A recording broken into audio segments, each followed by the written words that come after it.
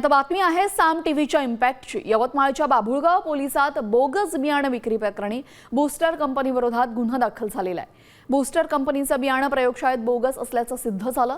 तपासणीमध्ये 21 नमुने निकृष्ट आढळल्यानंतर 10 प्रकरणात गुन्हे दाखल करण्यात आले। तसेच 2 कोटी रुपयांच्या बियाण्यांची विक्री बंद केलेली आहे। बनावट आणि निकृष्ट सोयाबीन बियाणं विकून शेतकऱ्यांची फसवणूक केल्याचा कंपनीवर आरोप असून साम टीव्हीच्या बातमीनंतर कृषी विभागानं ही कारवाई केली आहे।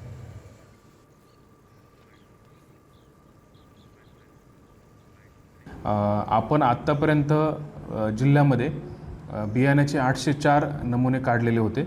त्याच्यापैकी 21 नमुने जे आहेत ते आपल्याला नापास म्हणून प्रयोगशाळेकडून मिळालेले आहेत आणि त्याच्यापैकी आपण 10 प्रकरणांमध्ये पोलीस केस किंवा कोर्ट केस ती दाखल केलेली आहे।